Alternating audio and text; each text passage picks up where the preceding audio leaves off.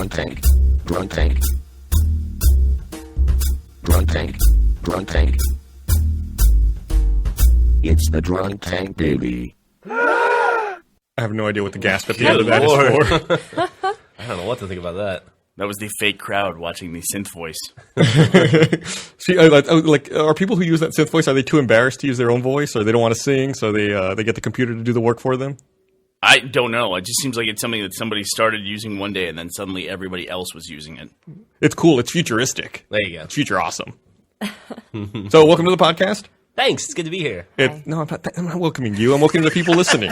Well, it's still good to be here. All right, well. Jeff, I'd like to welcome you to the podcast. Hey, thanks. It's good to be here.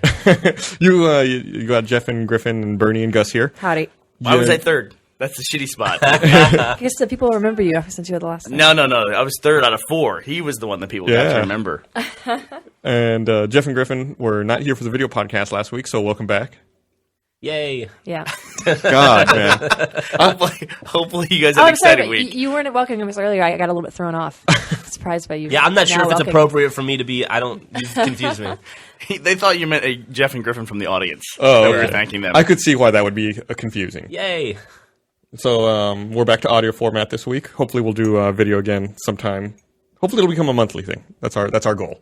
There you go. We have high aspirations. It's once a month. Yeah. You know what I want to do again? I want to do one of those drunk tanks we did where we played Left 4 Dead while we did the drunk tank. Yeah. I would like to do something like that again. Those are fun. I agree. We should figure that out. We should definitely get on that. We'll get top men working on it right now. Okay. Should we first get some top men? Top man. We've been Griffin and I have been working a lot lately trying to do some RTX planning. I know, I'm not liking this whole working all the time thing. It seems like it's a lot of talking on the phone, which I hate. Yeah, I no, hate it's the worst. talking to people And on we the both phone. are fighting who's going to take point this It's time. like I called last time. Like I had to call someone back today that I'd been dodging for 2 days. It's like because I didn't want to tell him that we weren't going to use his services for the event. It's true. Oh, man. If there's one thing you're not good at, aside from muscles, it's talking on the phone or interacting with people in any way. No. It's Yeah, definitely my weak point. We had to cancel a venue that actually we were pretty excited about. And they haven't written me back yet, and I'm worried that we hurt their feelings. Yeah. I'd like to. It was an arcade called Pinballs up north, and we're just too big for them now because their capacity is like 290.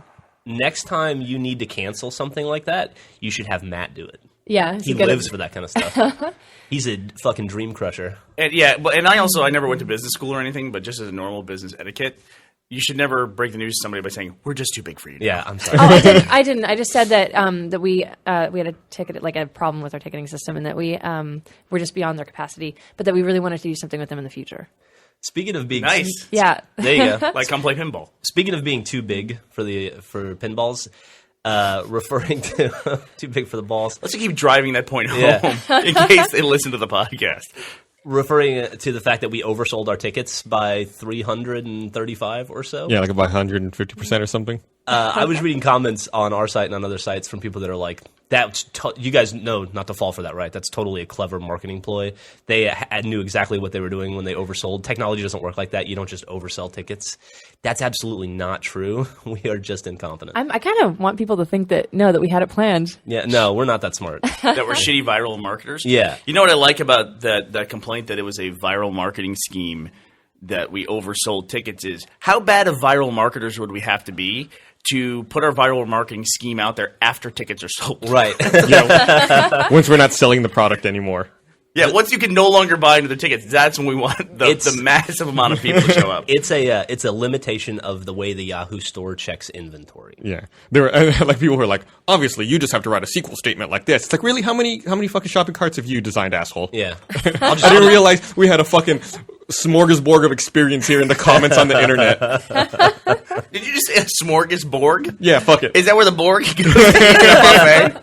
It all makes sense now. That's where they assimilate scallops, potatoes, and cheese.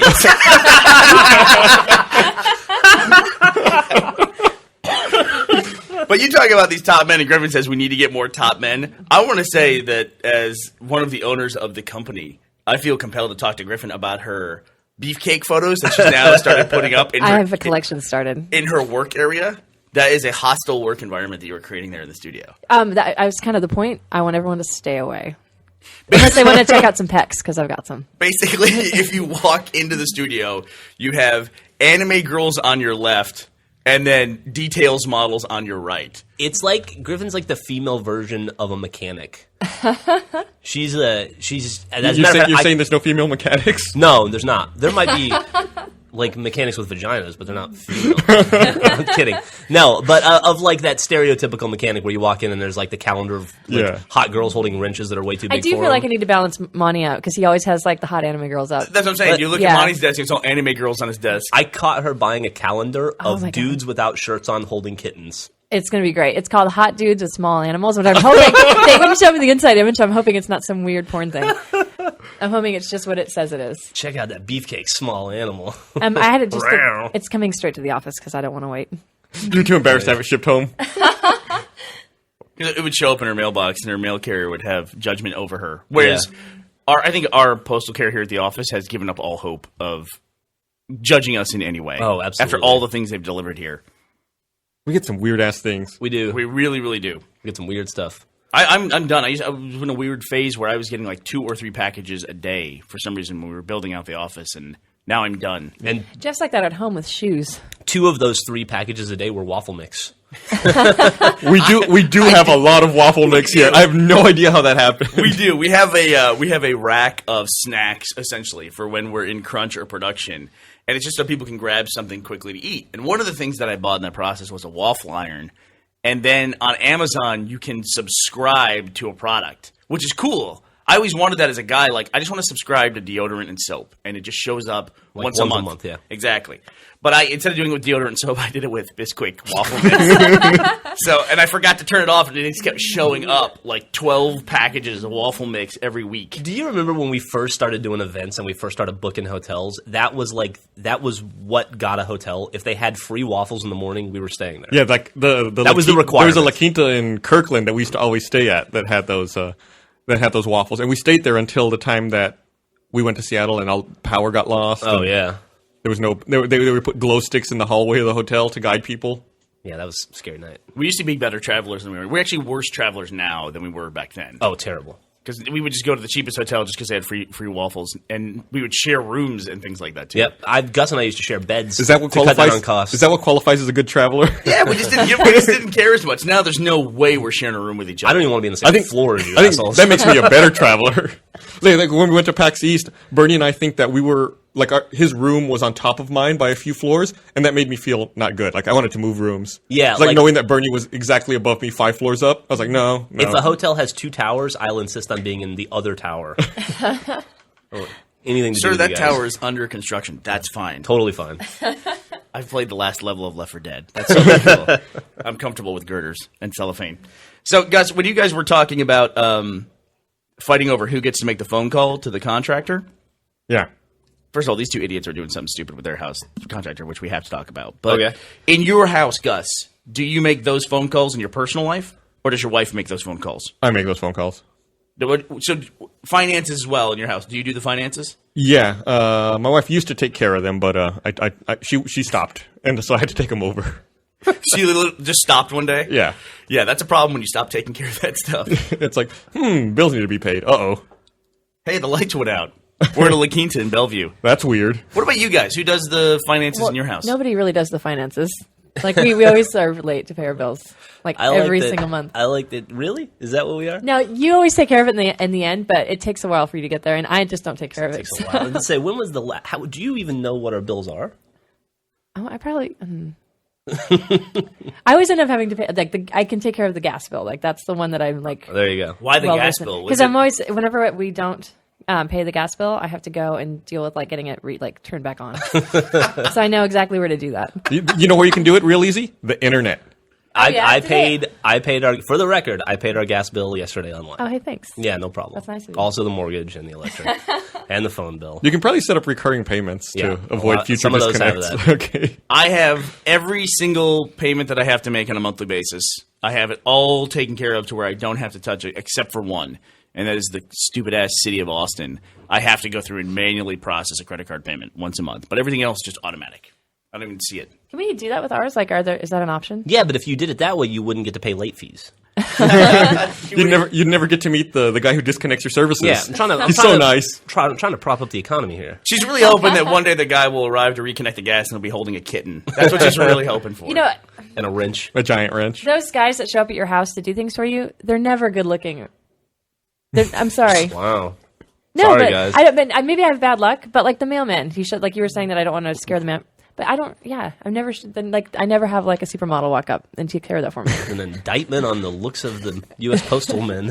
I would be more concerned that she's at home waiting for these guys, hoping no, that they're I- going to be good looking when they come into the house. Like you guys don't hope that whoever you deal with is going to be good looking.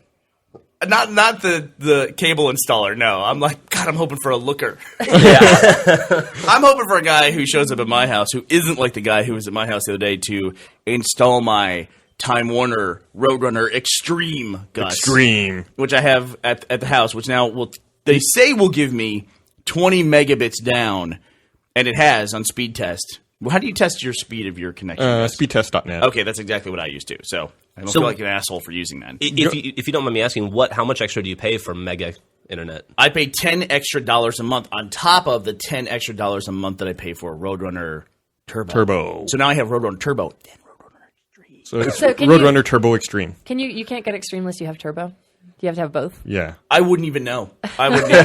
Because I was already Turbo. I would imagine most people would say like if their internet was slow, they're going to go up one level. Yeah. They're not.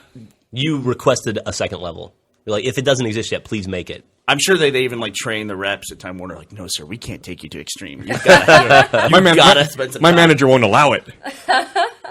They call us. Put me in, coach. I can handle it. I want to get turbo now. That sounds awesome. So your internet at home is now faster than our internet here at the office. I'm about to do a speedtest.net test of our Here, connection why here don't at you work. let me do it? Because you're on wireless. I'm on wireless at home though, so shut up. Uh-oh. Fuck you. So I got 21 megabits per second down You should- and 2.5 up. You Okay. should make sure that when you do the test that it's not a like a Time Warner Roadrunner. Look at him. He's like Facility. This is like under protest. He's getting upset. He's I'm getting just defensive saying. before the results even come in. I'm just saying. He's going to nullify your results no matter what they are.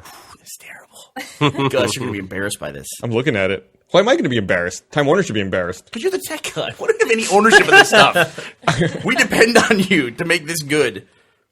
Me? I'm not. I didn't build their fucking network. Our internet's been terrible here at the office too. Like the past 2 days. Well, it was terrible at my house too. So it looks like I'm going to end up about 5.6 down here, almost 6 down, and then about 1 up. All right. 2 up. Sorry, 2 up. As soon as the podcast is over, we're going to go get turbo. You guys don't even have Time Warner, do you? Yeah. Yeah, they do. Yeah. Oh, I thought you got rid of all your cable. No, I have Time Warner Internet. Yeah, Oh. we just don't do cable TV. Well, here's what you're going to like. The modem for Time Warner Roadrunner Extreme is about the size of this laptop. Oh, great. It is enormous. I'm not kidding. Like, this is small compared to the size of my new cable modem. And it's got like a built-in wireless right. I mean, the thing is enormous. It reminds me of back in the day when my friend got a 14.4 modem when they first came out, and it was like, it looked like it was a dinner plate sitting on his desk. Well, that's good because we have too much space in our house. Right. I need to God. fill it. But the guy who came to install it, he literally, I was helping him. He was on my wife's computer trying to configure it, and I was like, no, please get off there. I said, I can do this. And I configured it, and he said, great, I'm glad you helped me, because I'm not really a computer guy. And I was like, what? You don't get to say that. You know, Yeah. I hate when housewives say that kind of thing. You're a guy installing internet. You work at a data company. You know, don't get to say you're I not a think computer guy. Every cable installer I've ever had has said that to me. It's like, you Yeah. probably install this every day, like repeatedly, and you haven't figured out how the fuck it works. They're cable guys. That happened something similar. Like recently, you and I went to Home Depot, Bernie, and I had to buy washers for some reason, like a bunch of stuff in washers. And the person checking us out was like, "What are these? What do they do?" Oh, right. We were buying physical hardware washers, Yeah, not just like a like- washer and dryer. No, We no, were- no. Yeah, because we Just did buy like- a washer and dryer recently, And it was too. actually, we bought the washer with like the nuts and bolts and the whole thing. It was like she just didn't understand what the washer would do. But I feel like that's like something that everyone should know at this point. How did you explain it? I explained it just that it helps. Oh, I don't know. You put me on the spot. Yeah, I am putting you on the spot. I want to know what a washer is. I think I gave her a real sarcastic answer. It's like it's to make things. You know, it's like you work at fucking Home Depot. It's a washer. I mean, it's just like so you don't have the bolts get stuck, and then also it doesn't scratch up your surface. And like, there's a couple of reasons why you would Look use at it. you, like a fucking He's dissertation. He's not testing you. He just wondered what. No, you he said was to her. says. Look at his fucking face. Yeah, he look at was. that It was face. totally a test. I wanted to It's a put her on the fucking- spot. He's just an ass. See? Gus has no good intentions at all. So you fell for it though. That was a total deflect because we were talking about how slow the internet at the office is, and boop. Yeah. Hey, Griffin, That's all what does a washer do? You Very good point. I've been Female found out. mechanic. I need to like disappear in a puff of smoke now. If we go any deeper into this and embarrass him anymore, he'll take off his shirt and start holding a puppy. Hey, speaking of embarrassing, Gus, do you want to tell us about your raid last night and WoW? Oh, I don't think it's a boring story, but I'll give the quick version. I was in a pickup group for Heroic, and we were running it. We were trying to run through quickly, so we weren't clearing all of the enemies. This is boring. Yeah. I told you It was funnier when I you wasn't told me going to even pick it up. Say, never mind. Yeah, we get it. You're a hero. Long story short, I pulled trash into a boss encounter, and I was so embarrassed I quit the game. He said he had to physically put his hand over the combat. So I put my hand over the chat window so I wouldn't see what they were yelling at me. Just like, quit. Did you really? Yes, I was so embarrassed. So, how much time was invested in the raid up until the point when you ruined everyone's night? At that point, we were only like 15 minutes in. That's But not too bad. I'm sure they just wiped and picked up a new person and continued without me. But I was just mortified. I could not continue. You were that guy that you've spent the last 5 years complaining I about. know. Do you are you pretty anonymous when you play WoW? Yeah. Okay. So why would you get embarrassed if nobody knows who you are in real life? I don't know. I just like I felt embarrassed that like they would think I was an idiot or something. Well, I guess you have one character that you usually stick to. Yeah. Right. So you probably spend more time in WoW than you do in the real world. So I can see how maybe like you would be like embarrassed on your character's behalf. Yeah. It was an embarrassing day. Are you still at that level, Gus? Yeah.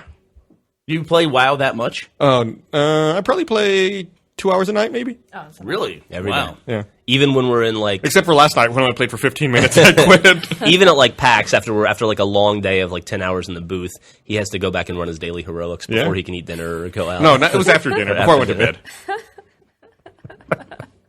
Which I get. I don't. I understand that. I rediscovered something. I've been out of gaming and trying to get back in. It's odd. And I tried to get back in at first playing the Mass Effect 2 DLC, but I'm a little pissed off about that. And I really like Mass Effect and I really like BioWare, but I forgot that when I played Mass Effect 2, I forgot that my kid had watched me play the ending of the original Mass Effect, so he was super excited about Mass Effect 2 coming out.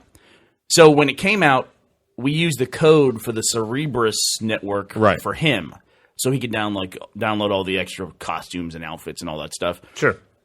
So basically what ended up happening there was he has the Cerebrus network on his profile at home, but we play on the same Xbox at home, so that's okay for DRM. But now I can't play anywhere else. I can't play at work or I can't play at my other Xbox, which I have at home, which is the one I normally play on, because he's got it. So now I'm going to have to pay like $15 to get that thing, or $10 to get that. So the reason being is I load up my save game, and it says you can't play on this one because it's got this content. So you need to re-download this content to get it. But then when I go into Xbox Live, it's not available for me to download because I didn't download it. He did. Oh, I see. Yeah. On that box. On his account.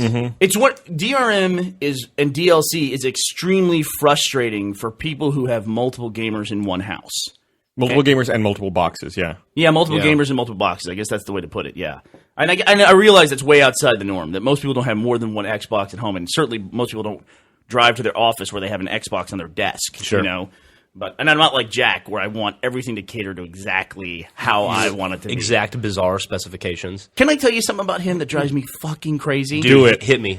God, he keeps talking about when he makes Achievement Hunter videos. He hates that it keeps popping up like so and so is now signed in, Right. You know, or people are sending him So and messages. so wants you to join an Xbox Live party. And these are on his videos, which then end up recorded forever. Mm-hmm. And he says, "I wish there was a way I could turn off all notifications except for achievement unlocked," because he needs that on the video. And there is. And there is. You go to your profile and say that your online status is you're busy. The only thing it shows you if you're busy is achievements unlocked. And that's it. Awesome. How long has it been like that? Because I remember when you It's did been like that that for a while now. since that gamer score competition that you did with. I together. honestly don't Yeah. remember when, but it was a couple of revisions ago. We might not have known. We were told that that's the function of the busy setting. The busy Okay. setting's been there forever, so that probably has been there. We just didn't know that's what it did. And after you found out about it, he still doesn't use it because it doesn't stay every time he logs in. He has to just hit the Xbox button, right, AA, and he doesn't want to do that. It seems optimal also that it would reset after every time you power cycle your box or sign out alive. You want to make sure that that's not constantly flagged as busy. Because you don't want to forget. And you're Right. like, why am I not getting any invites? Oh, fuck, that's right. It's the equivalent to me of just determining one day I want the Xbox to turn on when I walk in the room. Yeah. And then you decide that's the way it should be, and so I'm never going to turn on my Xbox ever. My 360 did something weird last night where I was going to, almost the night before, I was going to play Homefront, and my CD tray quit working. Really? I ejected it, put the game in, and then when I hit the button to close it, it didn't close. I was like, that's weird. So I kind of pushed the tray That's weird. to make it close, and it didn't close. It acted like the motor wasn't working. Like it kind of slowly went in and then stopped. I was like, huh. So I had to unplug it and plug it back in, and then it started working. Is this a Xbox Slim? No, it's an Elite. Oh. Huh. I have a complaint about the new Xboxes. Oh, we're in complain mode. Great, go for it. My dog, because the touch-sensitive buttons, my dog and my cat open up my CD tray about 40 times a day. I love the touch buttons a lot. There's something about the placement of that eject button. I've never hit a button accidentally more than I've hit that button Yeah. on anything in my life. It's just that one. Yeah, it's not terrible. the power button. It's not the power button's fine. It's the eject button. I'm constantly hitting that eject button because it's on the corner where it's very easily accessible. It's on the bevel. You guys never had a Kindle, right? No, we haven't. No. Oh wait, no. Do we? No, I thought we did. I'm sorry. No, we don't. No, you have an What do we- iPad. What do we have? No, it's not the iPad. It was something else that's You in do a have closet. an iPad. Yeah, I, but I know, but that's not what I meant. What did you mean? Fuck you guys. No, what did you mean? No, I'm trying to remember. We just have all these like devices that Jeff bought, and then we have it in a closet somewhere. like an iPad? is Is it a Kindle? it a Nook? No, No. we've never had an e-reader. Ever. Never had an e-reader. No, I guess I must be mistaken. No, we've never had a Kindle. I'd like to buy a Kindle. You guys don't have to hide it from us. Tell us what it is, by all means. I don't. Do we need one though? Don't we have? I mean, we have an iPad. According to you, we've already got one. And it's in a closet somewhere. No, but you said you'd like to buy one. That means in 2 weeks I'm going to see that we have a Kindle suddenly. Well, then it'll make your conversation correct. All right, never mind. I'm doing it for you. You know, after we had the whole discussion about Gus buying the Thunderbolt laptop, Yeah. Thunderbolt. Jeff decided, as part of Achievement Hunter's expansion, he wanted to start covering mobile games and specifically iPad games. So the reason why he decided to buy an iPad was because he couldn't get the App Store on his Mac to work for about 5 minutes, I think, is how long you worked on that. No, I worked for 2 weeks. And then you on went it. out and bought an... So what was the final fix then when you finally fixed the App Store? There was a Apple update that fixed it. I don't believe that. It's true. Isn't it? It's true. It's true. Plus, also, the App Store is different on your desktop versus the iPad. It's very limited. I can play Angry Birds on the App Store on the desktop because that's their flagship game. And it just so happens to be that's the one I'm covering right now. But the majority of other games are not available via desktop. They're still only available on the iPad. So Jeff went out and bought a new iPad 2 to cover mobile games, which Yes. is a great idea, by the way. Mm-hmm. I don't want my making fun of you for not being able to use technology to be Detract from my brilliant Yeah, ideas. I don't want you to Okay. think I'm making fun of your creativity at all. In fact, they're related. You can't work with technology, so you have to be creative about how to use it. So he goes out and buys an iPad, like you bought your Thunderbolt laptop on your own dime, though. Thank you, guys. I definitely bought That some of but iPad is now a coaster on your desk, from what I can tell. I'm waiting for a solution to capture from the iPad. It has there's a cord. Wait, you ran into technology problems? I with did. the iPad? There's a plugin that will let you output HDMI to like a television or a monitor, but the signal doesn't work with our Intensity card or our Aja capture box. It kind of worked with the Kind of Aja. works with the Aja with about half an hour of finagling Yeah, and a million cables. and a million cables. It's an ineloquent solution. So You I'm have to set the looking- iPad to busy? Is that what I'm hearing here? Yeah, I have to set the iPad to busy. So I am looking for another workaround to get the iPad to capture. Where's the iPad right now? It's on the desk. I bet you In my $10. I bet you $10 something is on top of the iPad. Did you see a drink on top of the iPad before? Or something? No, Is that what you're trying look, to say? No, it's just like he bought this thing, it was really necessary. They had it. He worked with it for about 20 or 30 minutes trying to get it to capture. And then when that didn't work, he goes, I'll just use the App Store. Which he could have done It just so before he happens went anywhere. that the App Store got patched the day that we got the iPad. What an amazing coincidence. Also, Gus, How long did we work with that thing? It was a long time. Half a day, probably. Yeah. Actually, I shouldn't make fun, because if there's one company in the entire world where the day you make the purchase, they make an announcement or a change that invalidates your purchase, it's Apple. We went so far as to pull out the old like intensity breakout boxes we used to have from season 5 and try to get that to work. Even that wasn't Yeah. successful. But clearly you didn't go all the way. You didn't go to the internet methodology of taping a camcorder to the iPad. No, I didn't. That's next. Some of the mobile walkthroughs that I've seen or demonstrations of games, they used to have like almost like a setup or it's a tripod pointing straight down, and people would actually use the iPhone or iPad in front of that. Yeah, that's lame. That was pretty lame. That was strange. Your solution is much better. Thank you. So long story short, we're buying a $10,000 capture device. Yeah, But we'd be dumb not to. because Right. we've got this $500 iPad that's sitting there doing nothing. You guys are really, I have to ask, you're not buying God. That'd be a great way to break the news, though. Well, that's exactly what happened. Thank God we have a second video Drunk Tank podcast, because that's how Gus got his new computer was, hey, I'm thinking about buying a new computer to process and render the Drunk Tank video podcast. I go, oh, you're thinking about that? He goes, yeah, I think that would be a good idea. Instantly he bought it. Like Yeah. he left the room. I think I was even talking to someone else, and you were interjecting in the middle of that conversation. And as soon as you heard something that was moderately positive, you went off and bought That's it. the way it works. the way you got to do it at Rooster Teeth. I bought a computer yesterday doing the exact same thing. I bought a computer for you yesterday the same way. Hey, is this okay? Yeah, I guess. All right, it's on its way. He's got his finger on the return button on his laptop while he's asking. Boop, done. All right, cool.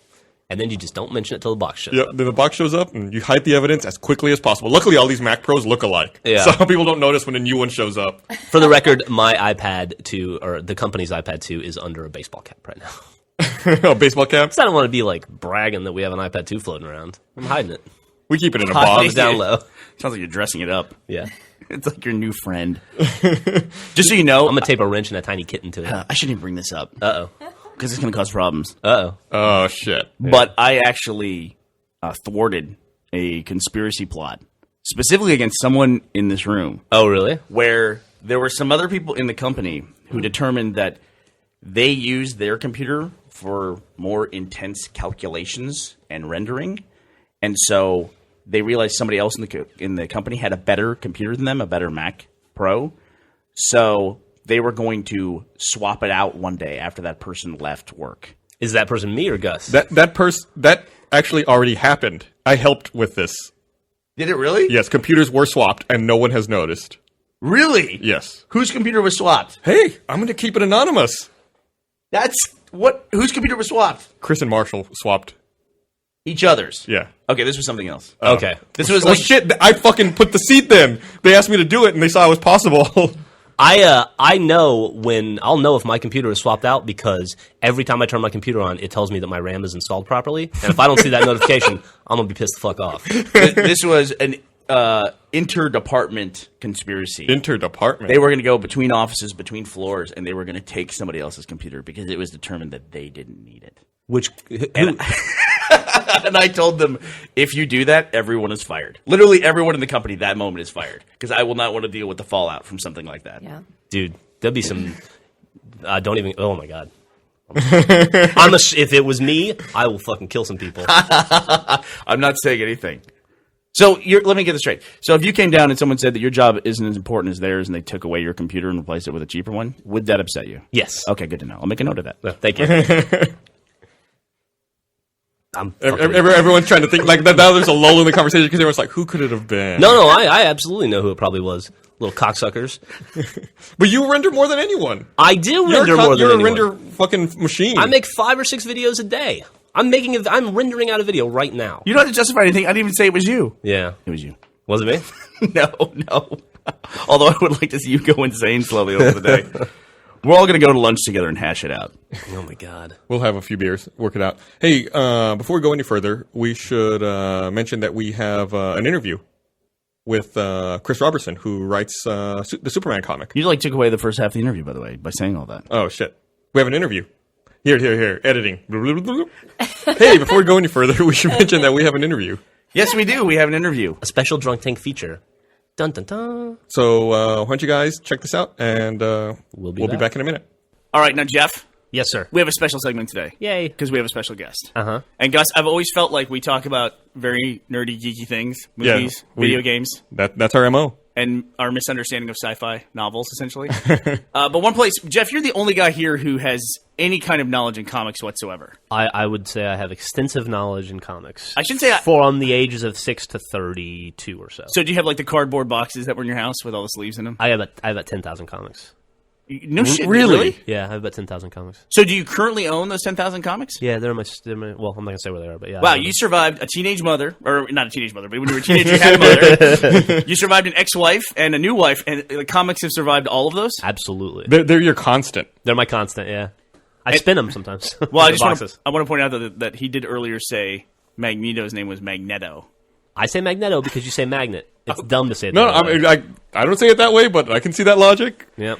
Well, I always feel like I can kind of keep up with you a little bit, but my knowledge of comics essentially is Secret Wars. Like I'm like that low level of comic fan. But my friend Chris Robertson, Chris, can you say hello? Howdy. So Hey, Chris what's up, Chris? Robertson, he thought he'd join us because I thought we could cover some comics, and I've known Chris about 10 years now, maybe longer. 12, maybe. Yeah, Chris and Chris's wife Allison. No, 14. We go back all the way, I guess, to the faculty. Yeah. And Before that, actually, I think. when Chris and when Allison and Matt were working on the faculty together, when Matt got his first job as a visual effects guy, it was Allison, Chris's wife, who gave him the job, Yeah. essentially. And she tells him that every time she sees him. I love it. You know, She likes to remind him, yeah. I think I saw Dogma with Chris and Allison and you and Matt like 100 years ago. Oh, yeah? That sounds likely, yeah. Yeah. God, have I known you that long? Yeah. Yeah. That's a little scary. But Chris is a science fiction writer, and then also now has made enormous headway in the industry of comics. Huge.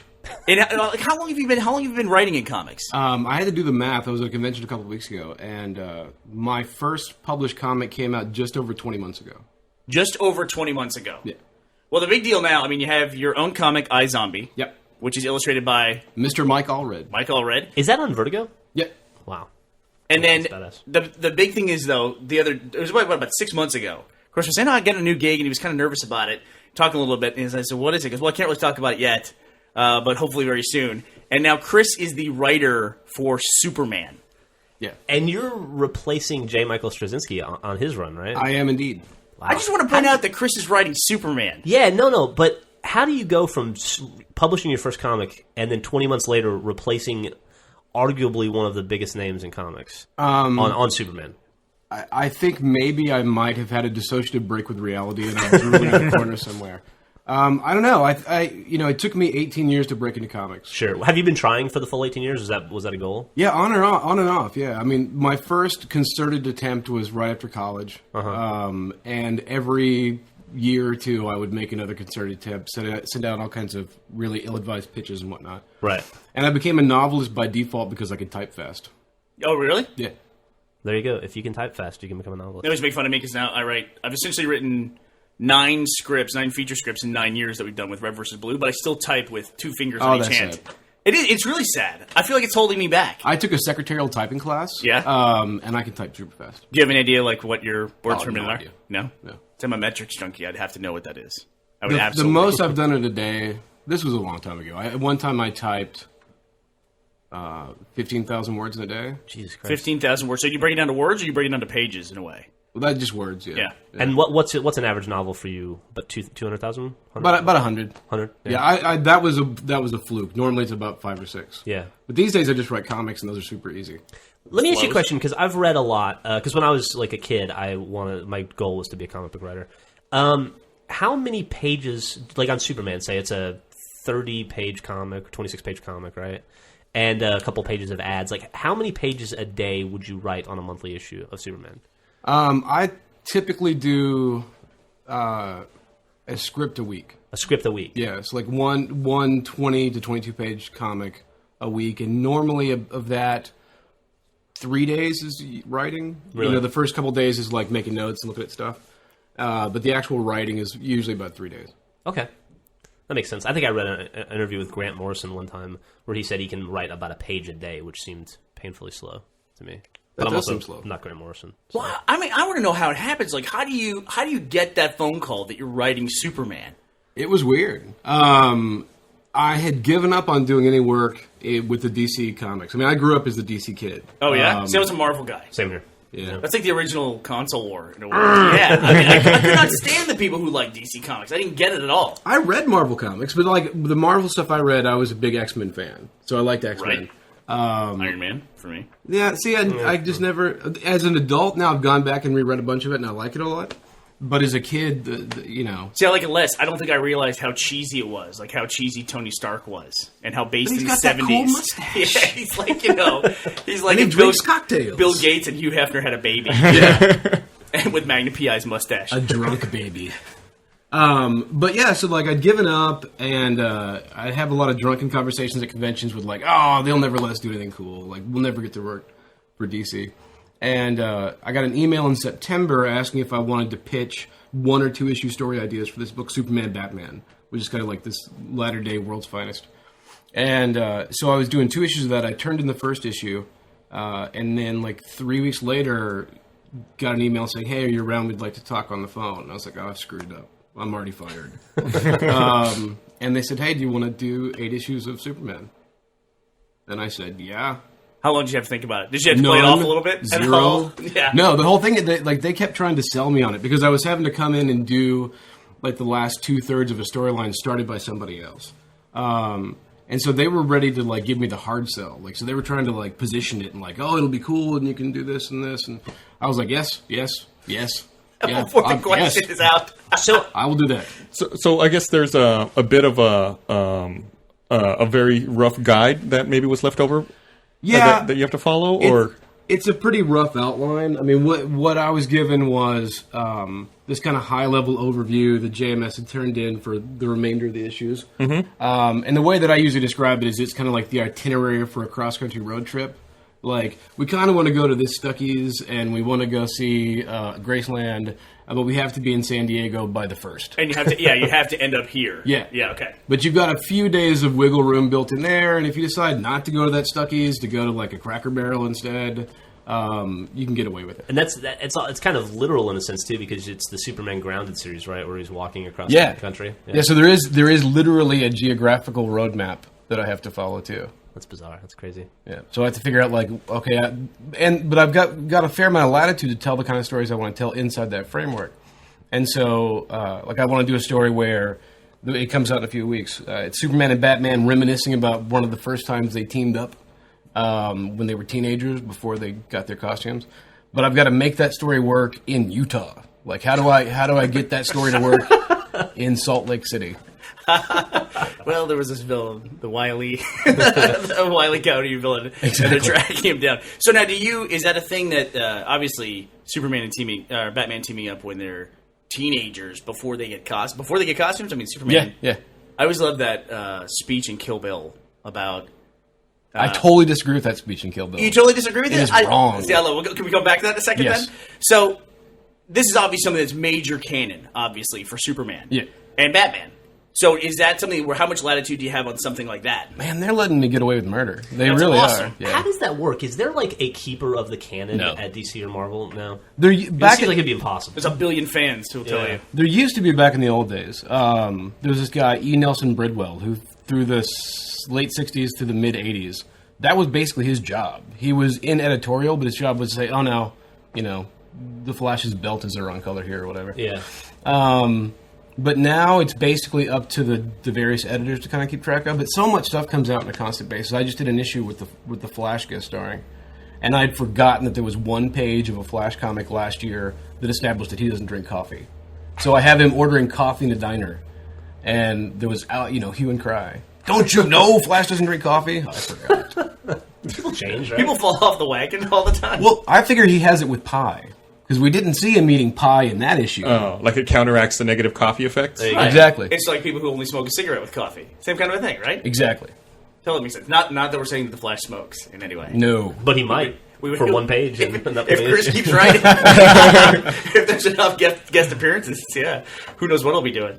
Yeah, but it's all these franchises too. Like you always hear about. I mean, Superman is up there. It's Star Wars. All these major franchises. In fact, it's hard to find anything that falls in the same realm as like a Star Wars or a Superman. And we know Star Wars has that holocron where they just scrutinize every single thing that comes out. But in the same sense, you still get an episode 2, that works its way into there.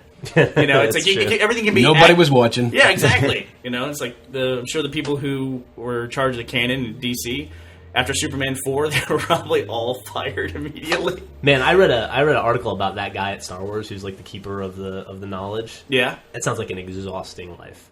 Like he was talking about how he's responsible for like 20,000 years of story, and he's got it all worked. He's got this massive database on his computer, and people come up to him and they're like, would Mara Jade wear blue underwear or red? And he's like, imagine if WikiLeaks got their hand on that database. Well, no kidding. It's one of those things too. That guy has the same conversation at every dinner party that he goes to. It's like, hey, can you tell me anything? Ha ha ha. No, shut up. I can't tell you anything.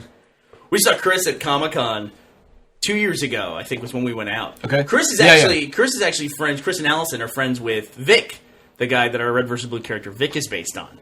And so I got to go out to dinner with all of them, and then we went to a comic party at Comic-Con. It was one of the first times in my life I've ever excused myself from a place because I was too nervous about what I would do. You were shaky. I was a little nervous. Like, I walked in and I saw a lot of really awesome people, and I haven't, I'm 35 now. I don't want to be like the 9-year-old comic book fan, so I had a drink and then I said goodbye very quickly. Because I could feel it happening. That's like when I met Richard Garriott, who is the guy who made all the Ultima games that I played growing up, and it's like, I've met him twice now, and I don't think I've formed a complete sentence either time that I've met him. I have that experience every time I go to a con. Because every time I go to a con, I end up sitting next to or meeting or having drinks with someone that was a formative influence on me when I was 12. Yeah.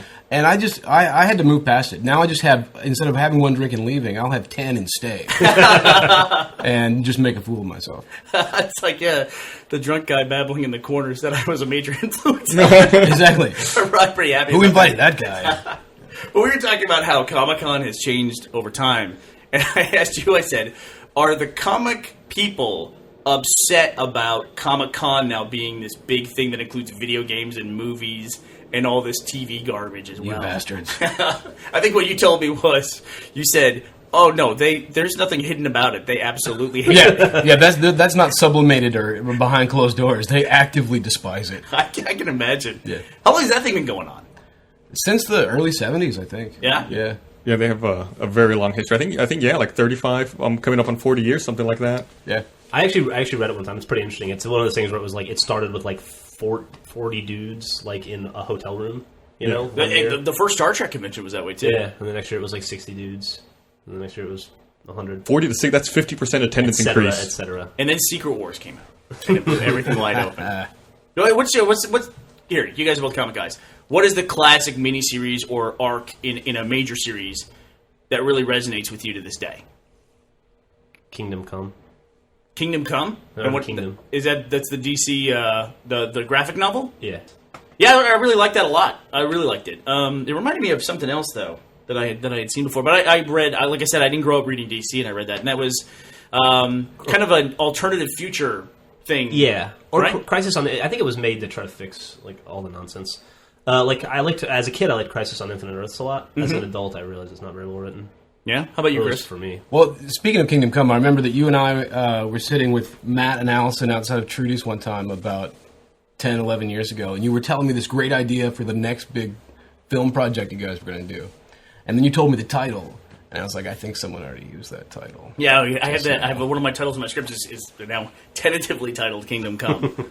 But yeah, that was. I hated to take the wind out of your sails like that. Yeah, that was that was fine. We still made the movie, so what are you gonna do? But how about you? What's one that resonated with you growing up? All of them? Yeah. I mean, I was a big fan of the Legion of Superheroes. The Great Darkness Saga is huge. The new Teen Titans Judas Contract. Yeah. Yeah, I read that one. What was the? Did you read that? Teenage girl joins the Teen Titans, and then is there for like a year, and we discover after a year that she's secretly been working with their arch enemy, and is not at all the person we think she is. And it's just huge. It seems like a big twist. Was she a popular character before she made the twist? I think so. I liked her. Yeah. I was 12, so what do I know? But yeah. Yeah, I really got into DC very, very late. I was a Marvel kid, and then with the exception of Batman, because everybody reads Batman. But I didn't start reading. I think I started reading DC Comics as an adult. I started reading like when Grant Morrison did the reboot on Justice League. Oh yeah. And that was brilliant. and I started reading all DC comics after that because of that run he did. It's good. What's the opinion of all the comic book movies? Like this, we're kind of in the middle of. That's the big movie that comes out now, is a comic book movie. Man, Marvel makes some great comic book movies. Yeah. I think this Thor thing could totally work. Everything I've seen from the Captain America First Avenger looks fantastic. I think so too. Yeah. Like when they made him the scrawny kid somehow digitally. That Yeah. looks fantastic. I'm not buying into the Thor thing yet. Honestly, we'll see what happens. I was never a major Thor fan growing up. Like I even read like the Beta Ray Bill stuff that was in there. I think that was the era that I read Thor. You know, I was never a big Thor fan, and then a couple of years ago, I sat down and read all the original Stan Lee and Jack Kirby Thor. Yeah, It's fantastic. is it? Yeah, I feel like we really missed out because if you started reading comics in like the 70s or early 80s, really before Walt Simonson took over, Thor was just kind of okay. Right. And like all the older dudes remembered when it was fantastic and had this still affection for it. But It's one of the original characters, right? yeah, One of the original books, Thor. I mean, it's one of the early ones for It's- sure. it was in that first wave of the Marvel comics in like 61. Yeah. I liked what they did with him and I hope I get the name of the series right. It's the Ultimate Avengers, the reboot of the Avengers, which now are Ultimates. Yeah. The Ultimates, yeah. What they did with Thor there, where they kind of made him, is he insane or is he really a Norse god? I really liked that a lot. And Yeah. the way they worked Loki into that, I know a lot of people were like, don't like reboots, but I really enjoyed that series a lot, or what's been out so far of it that I've seen. Yeah. Is there not to change subject, but out of curiosity, because sounds like you've been reading comics your whole life, is there an artist you would like die to work with? Mike Allred's pretty fucking awesome. Mike Allred's at the top of my list. Yeah. So the fact that I do work with him is pretty ridiculous. Yeah. I don't know. That's a good question. And you work with him on your book, iZombie. Yeah, that we own, Awesome. which is weird. Yeah. Tell us a little bit about iZombie. Tell us like the basic premise. iZombie is about Gwen, who dies, which is sad, and then she comes back from the dead as a zombie, but with her memory intact, she thinks. So she doesn't want to hurt anybody, so she gets a job as a gravedigger, and just once a month digs up the most fresh body and eats that brain. And then when she eats the brain, Eating the brain allows her to pass for human, but then for the subsequent week, she shares her head with the thoughts and memories of the dead person, and then has to resolve any unresolved business they left behind. it's such an awesome device. I love it. And Hilarity ensues. How long does that arc usually take? Is that all within one issue usually? We've been doing it in like 5-issue chunks.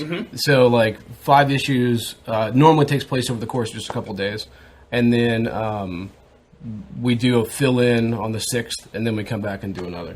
So we just wrapped the first year. Issue 12 comes out in a couple of weeks. And now, do you have a plan for iZombie? Is it just an ongoing series? Because you could use this, it seems, set up for as long as you wanted to. I'll do it forever. Yeah, I mean, because in addition to the zombie, like her best friend is a ghost girl. There's a were-terrier that's in love with her. The two rivals for her affections are a sexy monster hunter and a sexy mummy. But by the time we get to the end of the second arc, it's just insane. We've introduced all the big Lovecraftian monsters coming from outside of time and space to eat us all, and some secret agents show up in the next issue. So I'll do this forever until they make me stop. Awesome. How many comics a month do you think, like consecutive titles a month, do you think you could handle writing? I'm really comfortable doing 4. Yeah. Because I've done as many as 6 scripts in a month, but it sucked. There's just something about I think it's just psychologically. Like if I'm doing a script a week, like that's what I'm doing that week, and I have this real sense of accomplishment. I could probably do a little more because I know I've done as many as 3 and 4 scripts in 2 weeks. But then I end every week with like something in progress, and I just feel like I'm a schlub who's not doing anything. What are your current projects? I know you're working on Superman, iZombie, and you're also working on Starborn. Right. Yep. What are there any other projects you have work in the pipe as well? So Starborn's ongoing. That's at Boom with Stan Lee, who I think has a promising future. Might make it. Yeah. I'm midway through the second Cinderella miniseries that spins out of Willingham's Fables. Mm-hmm. And I think that's all of them. Oh, no, I'm doing an Elric miniseries. It starts up in July. Huh. So I mean, do you have a preference here? I mean, what do you prefer? Do you prefer to wake up in the morning and say, I get to work on my own series on iZombie that I own, I get to work with Stan Lee, or today's the day I get to tell Superman what to do? I know. It's pretty ridiculous. I have to tear myself away from one awesome thing to do another awesome thing. And so, yeah, every once in a while, you know, the day-to-day minutia of like deadlines and getting shit done.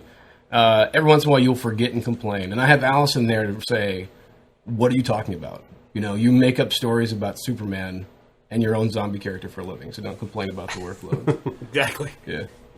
I can imagine Allison saying, "Don't complain." I think Yeah. all of our wives have probably said that to us a few times. Yeah, exactly. Yeah. Oh, I'm so sorry. You tired from playing video games? You know, there was a big thing in video games a couple years ago that didn't really pan out, which was called episodic gaming, where they were going to come up with a premise for a game, and then they were going to release smaller chunks of the game over time. And I don't know how much video games that you play. A lot up until about 10 years ago. Oh, really? Yeah. Up until just 10 years ago, huh? 8 years ago. Okay, but it didn't really pan out. It got replaced by something called DLC, where people just download additions to bigger games, Yeah. like map packs or additional campaigns for a great game that you would probably love called Mass Effect, super narrative game. And it seems to me like comic books that if episodic gaming could have worked, like you could take something like iZombie, you know, and you could take these characters and, you know, Gwen eats a different brain this week, and then she has an adventure based on that. Obviously, you can't produce a video game as quickly as you can produce a comic, you know, because it takes a little bit more time. When, you know, once you get the assets, you can do it. But you guys ever been approached to do any video game stuff at all? No, I did a little bit of work. I wrote this. It was kind of a level for. You did one of these, the City of Heroes thing. Oh, yeah. Yeah, Yeah. and that was all right. Seems like a nice tie-in to comics. Yeah, Yeah. it was kind of fun. But no, that was it. That's my only experience. I had to actually. I am a whatever the gaming equivalent of an ex-smoker is, because I had to stop gaming. I was wasting too much of my time that I could have been doing writing, and I spent way too many hours gaming. And so right before my kid was born, I had to swear off.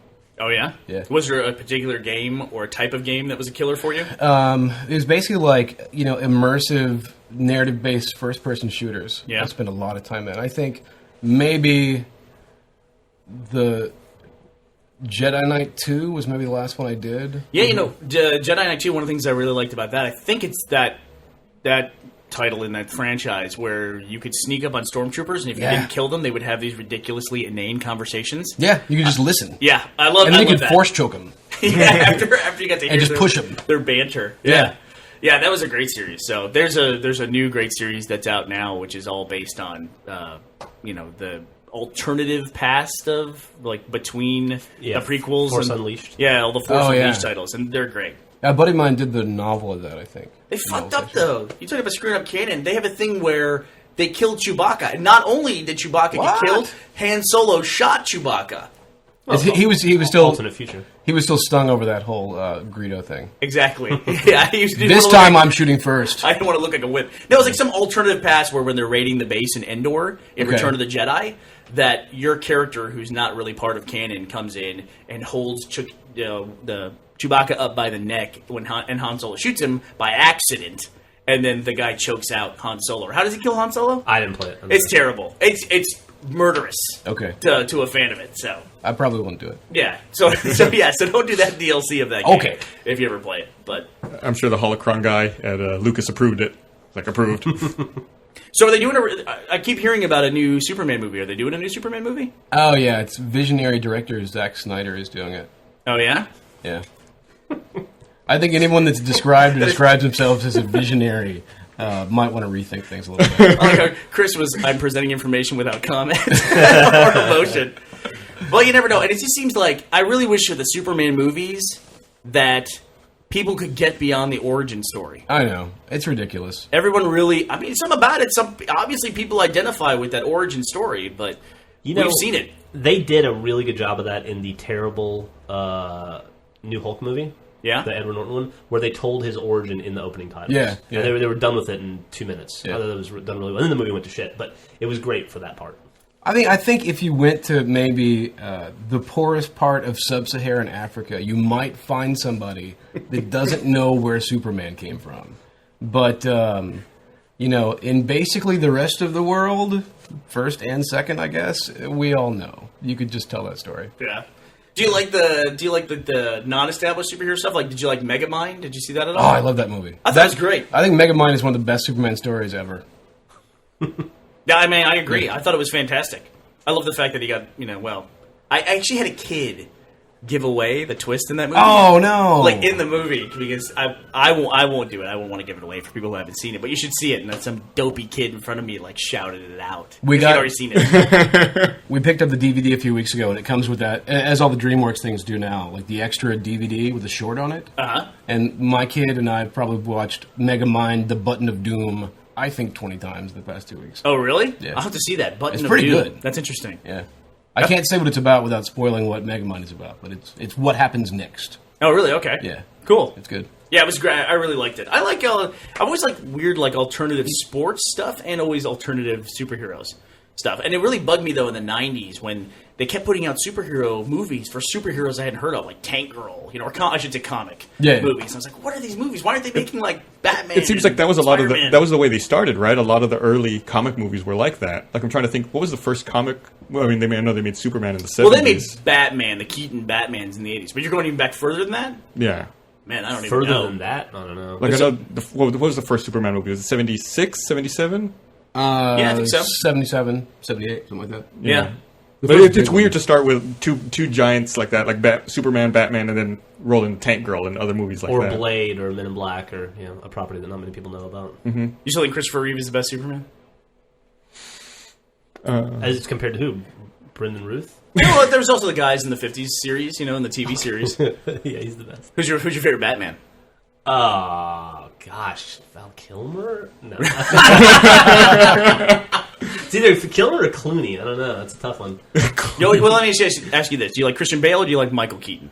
I have very nostalgic memories of Michael Keaton, and when So you do go I. back and watch it, it doesn't necessarily hold up. Christian Bale does a very good job. Although I do like Christian Bale, I think better as Bruce Wayne, which is always tough. Like I think Christopher Reeve made a great Clark Kent. Yeah. For He the did. problems whenever the. I think Clooney made the best Bruce Wayne. You think so? Like, I don't think he was a great Batman, but he was a fantastic Bruce Wayne. Yeah, I can see. Yeah, he is kind of Bruce Wayne-ish himself. Yeah. Yeah. The Batman's tough though. Like Christian Bale's Batman's a little tough for me. Yeah, his barking. inconsistent voice. What does he say? Pray to me or whatever. Everyone can do that voice, Run. or have some version of that voice. When Christian Bale's kind of scary enough as it is. Well, he's hoarse from yelling at, like, gaffers. Exactly. Yeah. He's also, since he can shapeshift externally, I'm sure he can reform his larynx as well right. to like make all these strange noises and voices. That's pretty crazy. We talked about a couple weeks ago. We talked about how Christian Bale just will drop 90 pounds for a role and then just put it back on. For the machinist role, he got down to 123 pounds. Crazy. Matt Damon does that a lot, too. No, Matt Damon did it once. Yeah. And Well, he he's- damaged his gallbladder, so he doesn't do that He's anymore. pretty pudgy now. Like, did you see him? Oh, yeah, he does that. Yeah. Yeah, we all do He has that. no problem having it. That's called the holidays. Yeah, that's the long play. But he dropped, Matt Damon dropped a ton of weight for that Meg Ryan Iraq movie. Courage Under Fire? Courage. Yeah, that's it. Yeah, and he played a soldier who was HIV positive, so he dropped 50 pounds to play the part. I think that makes those people crazy. Yeah. I think yo-yoing up and down like that will just make you nuts. I'm gonna say that from now on too. right. It's like you crazy. That's why I just stay at this weight. Well, when you lose that much weight, you're probably eating next to nothing. So I'm sure that definitely affects your thought process. Christian Bale said that for The Machinist, he ate basically an apple and a cup of coffee a day. Thank God he wasn't the Flash. Exactly. He would have just had It's the okay, apple. apple. The Flash has coffee with apples, so it's okay. It's okay. And apple pies. Okay, cool. Well, Chris, thanks for coming to talk to us. Happy to be here. It's always a pleasure to see you. And why don't you tell us, how can people get your books? Stores, There you go. Go to your local comic book store. or you could even get them in regular bookstores if for as long as they last. But shouldn't they support the stores, the local yes, comic you shop? should go to your local comic shop and give them money. Right. But if you live in a place where there isn't one, start one or go to Barnes and Noble. Yes, start the worst business model of all time. Yes. Where you and your friends can help out. Yes. All right, cool. All right, well, thanks again, Chris, and we'll talk to you later. Sounds good. Thank you. Ta-ta. Okay, we're back. Always insightful, Chris Robertson. It was good having him. Yeah. Is that our first interview? I think it might be our first, We had a guest on the show. We had DMzilla on the show Yeah. from Xbox Live, Oh, right. Yeah. and we've had other people here. We've had Dan sit in before. Yeah, but that's... I don't count him. Yeah, exactly. You should be very careful about the words that you use, Gus, because you just said had Dan sit in. And we actually had a request this week again for someone else to just sit in on the podcast. Right. And there's a reason why we can't do that. Yeah. Just have guests come in and, I mean, not guests on the podcast, but just guests that just want to come sit here and watch us make the podcast. Yeah, we say a lot of inappropriate stuff. A lot of... Yeah, well... Well, not exactly, but we don't. I think that one of the issues that we have here is that especially the tone of the drunk tank and some of the other things that we do is that it's kind of like a hangout place. It seems like, but people don't realize that we actually have security measures at this company. Yeah, and I don't think they understand that when they show up, which is one of the main reasons why for RTX a tour is a component of that event, because it's a very controlled way for us to give a tour, and we know we can have people at the office on this weekend, and we can control what's in the company at that point in time. And we'll have security to bust their ass. Yeah. Actually, never mind. I just hate when people like drive here from Kansas and they don't understand why they just can't come in and hang out for 6 hours. Right. Hours at a time. Or Yeah. a couple Yeah. days even, or whatever. Yeah, and it's a really odd experience to tell someone, sorry, we can't just hang out for like 4 or 5 hours. We can't even let you in past this lobby. You can't Yeah. come in beyond this. There's things that we work with that we're told we can't show to people. Yeah, Well, we're under NDA for a myriad of things, and then that makes me feel like an asshole, Yeah, and I like feel I'm bad. disappointing somebody because Well, and not only that, but you have to consider the time that it takes out of the day just to get work done. Taking a break and showing somebody around. Well, if you want to make it all about you, sure, I guess. No, I'm not talking about me. I'm not talking about because I never run the tours. But the person who walks somebody around is missing like a half hour out of their day. Right. Well, especially if you're working on something that is not for general public consumption, because we work on other things besides our stuff as well. Yeah. And it's the person you can't just sit at their elbow in their office while they're working on that thing. It's just not the way the environment works. And I don't know how to put that out there without seeming like assholes. Well, if you think about it, any other company anywhere, like you can't usually just walk in and hang out for too long. They usually have. I mean, any company usually has like a sitting area that's sort of open to the public, and you don't go into the main inner offices. yeah. I do with my doctor. I go from room to room with him and like, what's wrong with this dude? Even this conversation makes me feel like a jerk somehow. Yeah. No, I know what you mean. It does. We'll have to. I don't. And imagine how awkward it would be if someone was sitting here Yeah, in right the now. podcast room listening to you say it. Oh. We have another hire here at the company, Yeah, we do. and she begins working for us on Friday. Oh, really? At 9 a.m. When does she get a desk? And she will be disappointed when she's here at 9 and everyone else is here at 10. Yeah. So she's going to show up and then immediately go to weekend? Work for a day and then woo! Yeah, I figured, if she's going to come on her first day, Friday would probably be the best day. We're getting our receptionist at Rooster Teeth. Very excited. I almost said the name of our old company for some reason. We're all grown up now. Are we? Yeah, we got a receptionist. I was going to mention that earlier, but I wasn't sure how much you were talking about it yet. But that's cool. It's going to be like, ring, hello, Rooster Teeth, this is receptionist Oh, talking, how hey. may I help you? Do I have to change the phone system so that it rings to her? Or that it gets to anybody at all. I never even call the company with the number because I can never navigate it. I just call Good. cell phones. That's the That was intent. the point. Yeah, that's kind of intentional. When we set it up this way, there were some people in the company who protested. They were like, this is going to be inconvenient for people calling. I think that's kind of the point. Yeah, no one's complained since, really. But Yeah. I one time when we were getting ready for the Doom immersion, I called id Software up in Dallas or up in Mesquite because I wanted to see, instead of Griffin taking all that time to make all those props, I thought they probably have mock-ups of these things Right. and might be willing to contribute them to the production. So I called id to see if I could talk to somebody about that. Their phone system was definitely a barrier, for sure. Oh, yeah? In fact, it was, if you're calling for this, thanks, but here's where you go to do that, like specifically for jobs. Yeah. But then there was a whole section at the end, which is if you're calling because you have some kind of incredible overnight investment for us, thank you, we're not interested. If you're calling again about the overnight, investment, thank you, we're not interested. So they must get a lot of investor calls. I guess so.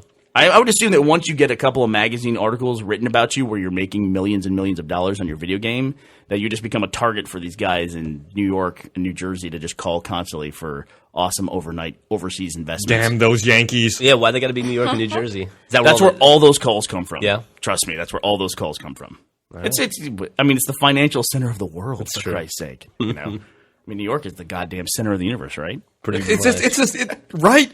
Anyone who's from that area thinks that New York is the fucking greatest thing on earth. Yeah. Oh, okay, my God. but I think living in Texas that we can't really. We're not one to talk either. I mean, you look at anything in Texas, it's named Lone Star this or Texas that. Like we are pretty self-obsessed too down here. No, Not on the level that they are, though. Well, I don't think we are competing for the same sort of. It's not even the same universe. It's different. Yeah, I'm not saying we're competing for the same kind of Like, you know, can you title or if whatever. Katrina would have happened, God forbid, in New York, the New Yorkers would have built a ladder to God to make him explain how he could do that to the center of the earth. I mean, you could argue it did. Well, how so? 9/11. Yeah, I guess that's true. I mean, and look at the repercussions of 9/11 versus Katrina. I mean, 9/11 changed the whole fucking world. Katrina didn't change all that much. Yeah. You know. Way to have a good point. I mean, they're two different things, and you can react differently to them. But it's not like after Katrina, America didn't become this crazy ecological. You know, where all of a sudden we have all these laws associated with environment and building Right. codes and all that. That did that's not true. happen. You know, we went an entirely different direction when something happened in New York. true. Which is, it is the most populous city in New York. It does create a lot of culture as well. But I think Gus is right. It's a little startling when people come outside of New York and they don't understand why everyone isn't just excited about New York. When I go to other places, I know people aren't excited about Texas. Yeah. People are here, you know, people in Texas are very proud of it, but Yeah. Yeah. I don't go to New York and when people talk about Texas being stupid because it's in the South or something like that, or even like they talk about us being racist, I'm just like, I'm sure that's just what they think about Texas. It doesn't, you know. Yeah, because Texas is so racist. By the way, let's go to Little Italy for dinner. Yeah. How about Chinatown? Chinatown, yeah. That's not racist at all. No, that's historic. Come That's on, dude. historic. That's totally different. So did you hear that, I guess, the other day, or maybe it was the other week, there was an app on on one of the Android markets. I guess Android phones have multiple markets. Oh my God. But regardless, there was an app that you could buy in a legitimate market called Walk-in Text, which would allow, like, activated your camera while you were texting so you wouldn't run into shit. I've seen that. But you could also download it illegally. You could pirate it from one of these other illegal app stores. I call that drive and text, by the way. But if you downloaded the pirated version, it really wasn't that app. All that the pirated app did was it went through your contacts and texted everyone saying that you're a pirate and that you stole that app and that you're stupid and cheap. So wait, did the developer make that? People did some. They backtraced it, and they think that it was also the developer of the legitimate app who made the pirated app as well. Didn't they also have a problem recently where they had an app that was infected with malware Yeah, and caused a lot of problems? yeah. They had to pull it off of the app store. Yeah.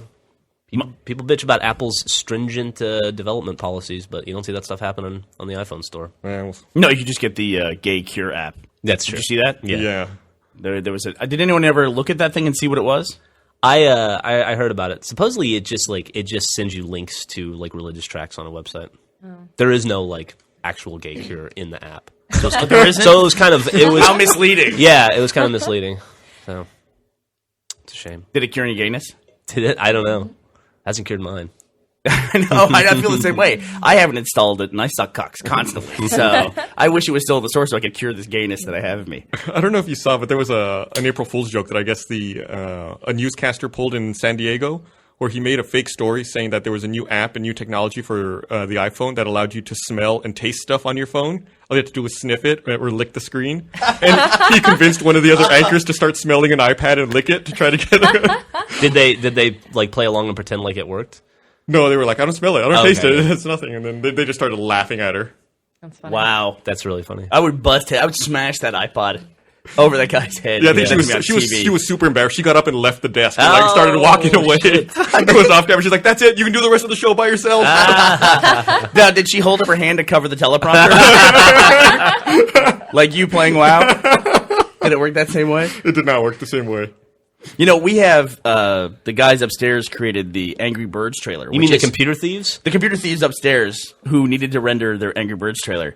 They, That was rendered on my fucking computer too. you know, the Angry Birds trailer is now the #1 video in terms of views on our YouTube channel. Yes, it is. Congratulations. That's Those awesome, guys. right? That's really great. Yeah, and I think it's at this point it's over 4 million views. Yeah. We should talk about that podcast, the reaction from the Rebecca Black conversation that we had last week. yeah. But anyway, one of the things about the Angry Birds trailer, it's a very broad concept. A lot of people know what Angry Birds is. So as a result of that, it got picked up by a lot of local news feeds like 2 or 3 days after it was out.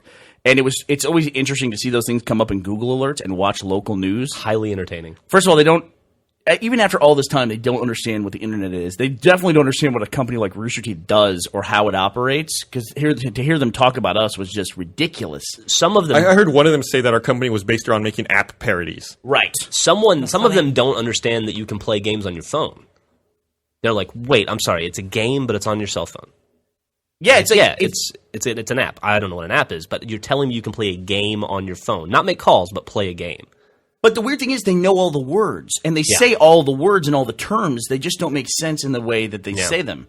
It's like that lady who was outside the Grammys. It's like it sounds like someone talking, but it just doesn't make any sense. Yes, Right. it's like I mentioned. I think I mentioned this in the podcast several months ago. But I was watching one of the local news affiliates one night, and the anchor, looks in the camera and says, "You can get the news anytime on your phone. Just go to the APP store and download us." And it's like the guy obviously has no clue what he's saying. He's just trying to do the best he can. It's like that Today interview with Bryant Gumbel. Right, where they talk about the internet. Yeah. What is internet? What is internet? I heard... It's like a meme. When I first realized that the world was passing by most of those people was... I don't know if we've talked about this before, but there was some point when I was watching the NFL playoffs, and it was Pat Summerall and John Madden, and they were talking about the upcoming Super Bowl. And John Madden said, find out more about Super Bowl, you can go to SuperBowl.com. And Pat Summerall goes, SuperBowl.com? What's that, John? He goes, that's the way they told me to say it, SuperBowl.com. He goes, what do you think a .com is, Pat? And Pat goes, I have no idea. He goes, where would you go to get a .com? Where'd you go? And Pat Summerall just goes, well, I tried the airport. straight as can be.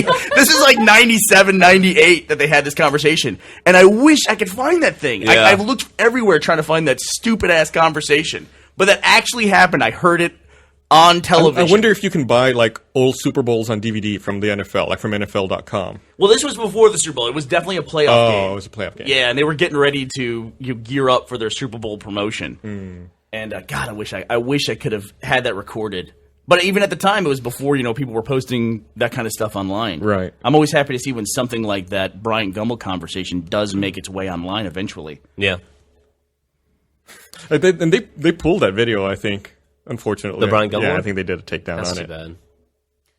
All that lost revenue from a 20-year-old Today Show segment where the anchors don't understand the internet. Well, it does make them look really stupid, and a lot of people don't have the perspective of history when they watch it in 2011. Yeah. I mean, when you ask what is the internet, No, what is the internet? What is internet? what is internet? It's like looking at a lolcat with a caption. What is internet? What am the sky? How does eat food? I'll see if I can find this thing. So we found out last night that apparently, I guess, Dixie's Barbecue up in Kirkland closed for good. Man, that's really sad. That is super, super. I'm gonna say depressing. I'm bummed. Yeah. It's bumming. It is bumming. I guess, Gene Porter died last year, and I guess after his death, his wife and his daughter continued the restaurant, but his daughter passed away in February, and I guess they closed the restaurant after that. That's sad. Man. And we've talked about Dixie's before on the podcast, but essentially it was really cool because this guy, Gene Porter, who is this Cajun dude in the middle of Seattle. Where was he? Tacoma? Kirkland.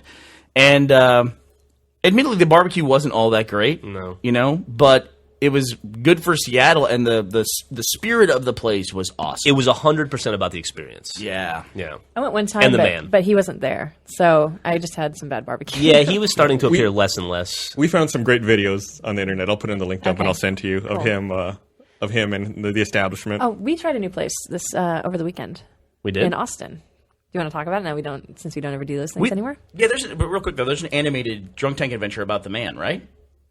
I Yeah, there think is. So. Is there? Yeah, because it talks about the papers on the wall and everything. It's in one of the Yeah, omnibus except things. he's, the omnibus? Okay. Yeah, except he's white in the cartoon because we never specified or whatever.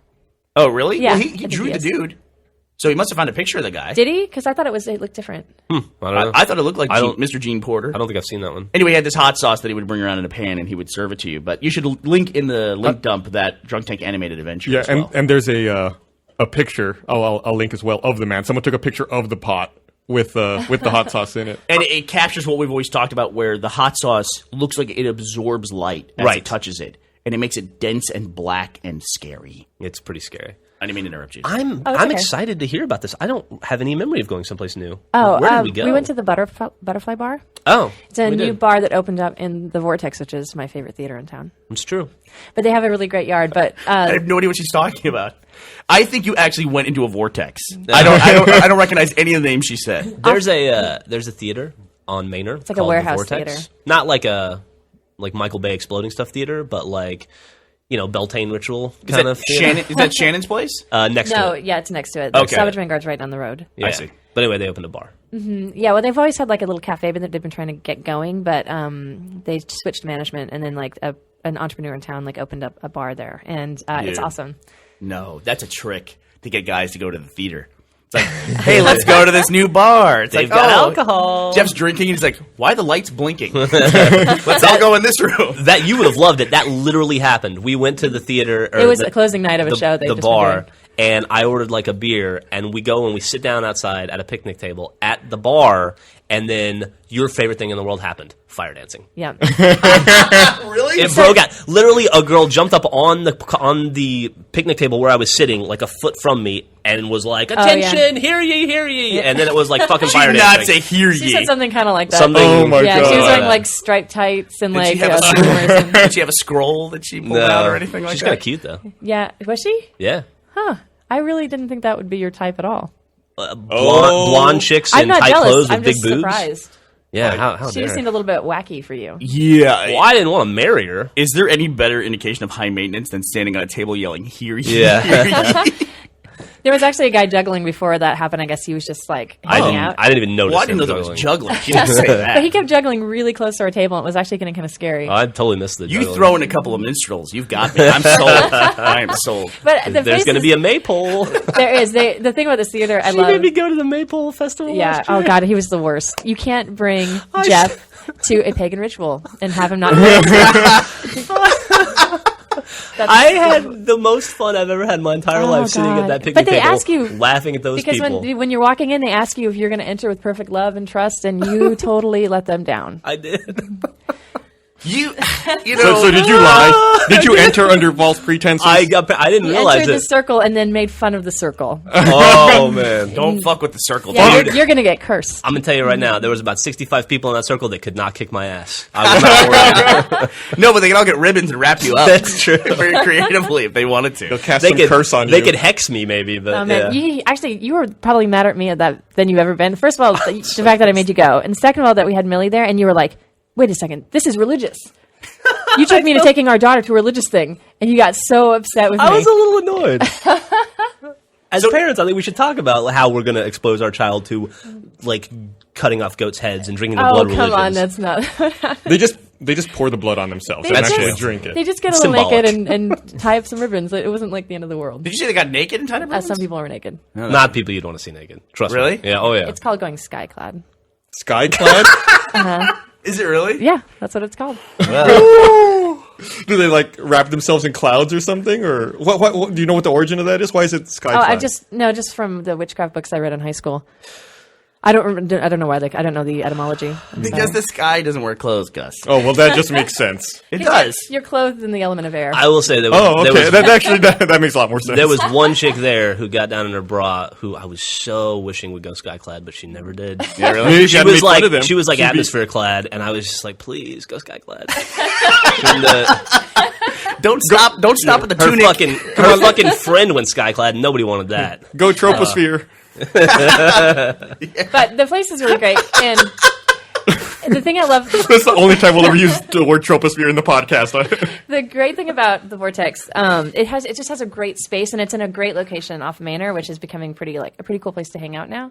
So it's nice that they have a place you can actually sit down and go and get a drink and not have to commit to like 2 hours of theater if you're not into theater. This ad for the Butterfly Bar brought to you by Griffin Ramsey. Well, we talk about places in Austin, and I like it. Can I point out that the lady who's running the Butterfly Bar is a lady that kicked Griffin out of an interview? Yeah, she had a place called Emerald City Press, and I applied for a job there once when I was during the recession.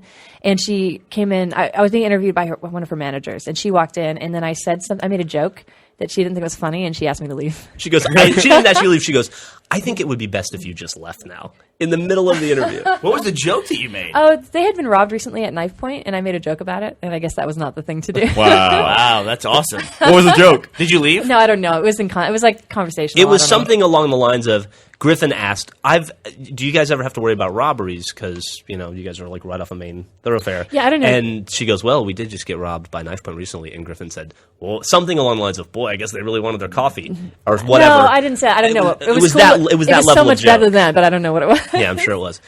It was good enough not to get the fucking job. Yeah. Well, I didn't want that job anyway. So wait a Think second. it would be best if Wait a you just second. left. So she says, I think it would be best if you just left. And then what did you do? I left. I mean, what are you supposed to do? You just said okay and got up and walked Yeah, out? I don't know. I don't want her managing me. Did you go in the car and go, fuck? You were there for a job. I assume you all wanted right. to work there. I think no. Well, here's the thing. When I job hunt, it takes me a while to get a job typically. Yeah. And I apply at pretty much every single place in town. So it's at that point, I'm sure I've been rejected a lot of times leading up to it. So I can deal with like job hunting rejection. Like I'm a job hunter. There you go. Yeah, like it didn't really phase me. It was just weird because that never happened to me before. But that's a different level, right? I was annoyed. Yeah. You were annoyed. You were mad at her. But I didn't. I got the impression that she was a little out there, and then I knew if that bothered her, that she would not want to work with me, and I wouldn't want to work with her. So I think it's good to find those things out before you get a job sometimes. Right. There you go. But yeah, I think I probably was offended. I don't know. It was a while ago. You told me we could never get coffee there Oh, right. anymore. We couldn't get coffee. Well, yeah, any place that doesn't hire me, I can't use anymore. So it gets tricky, and I apply at too many places. There was a place in San Marcos right by the college where we used to go and get coffee all the time when we were dating. And Griffin had applied for a job there one time and didn't get hired. And then years later, this is like 3 or 4 years later, she was Yeah. talking to the girl. And the The girl goes, woman who owned the it. manager goes, oh, yeah, I remember when you applied. I didn't hire you because you just seemed immature to me.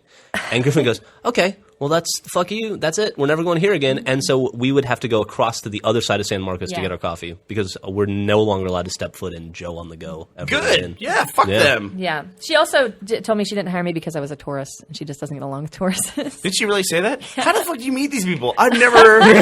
How did you know you're a tourist? Well, I don't avoid places that do fire dancing and stuff, so maybe that's part of it. What in the world? Isn't that some kind of discrimination? Well, you can tell a tourist pretty easily.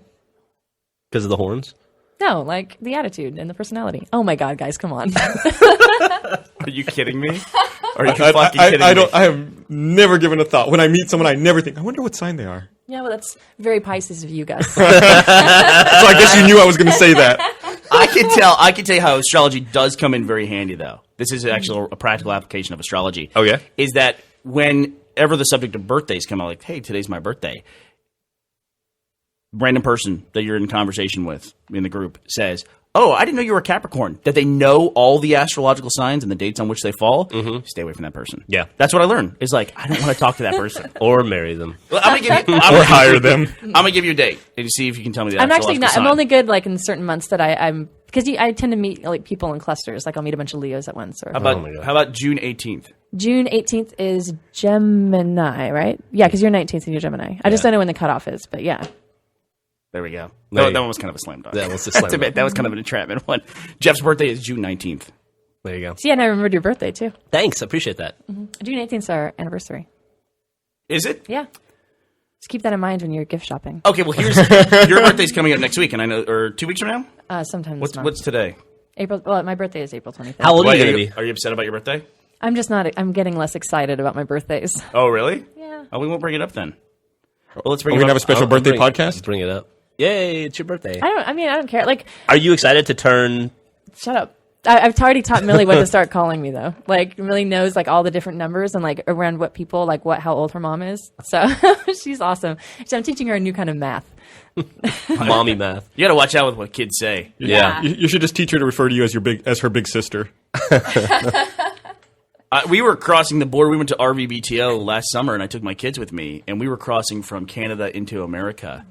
And the guy was just kind of grilling us a little bit, and I was just like, oh, we're just going back to the U.S. We're from Texas. We're going to go to New York, and we're going to catch a plane and go back to Austin. But we were actually going to come back into Toronto to catch our plane back out of there. I don't know. It's just one of those things where I just said it because it was easier to say why we were Right, going. and go on some long explanation. Exactly right. Yeah. Why we're going into Rochester. So I said, we're just going down to New York. We're going to catch our plane and go back to Austin. And my kid from the backseat goes, that's not true. Oh, my God. So we actually 3 miles away from the border station had the pull over on the side of the highway and had the, look, You shut your mouth around cops. We had that conversation. You don't rat out. It was like an episode of Goodfellas, a scene from Goodfellas where it's like, look, you just shut your mouth. Yeah, we've had to have Take your lumps. we've had to Never rat on your friends. we had to have the conversation with Millie that when mommy and daddy talk in the car, that stays in the car. We Yeah. never talk about it outside the car. And that we're like Team Ramsey, and we have to stick with our team. yeah.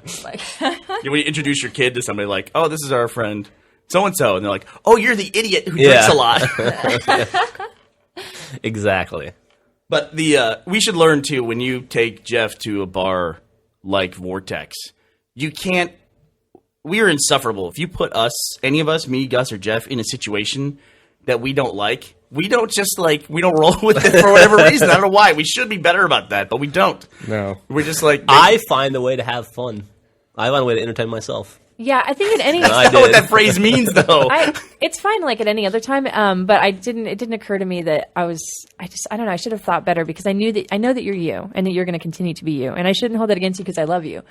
But I shouldn't take you to like Don't try to change me, respectful baby. religious ceremonies Yeah. for things that you can like get into. Like, I remember after I left your wedding, I remembered that everyone was upset with me because I heckled your magician. You That- didn't. You left. You You walked were away bad. because he started to mess up, and you don't like to watch people mess up. And when I was heckling him at first, Yeah, you pulled yourself out of the situation. No, there was someone else who was doing way more heckling. Oh yeah. There was somebody who eclipsed you. who heckled him?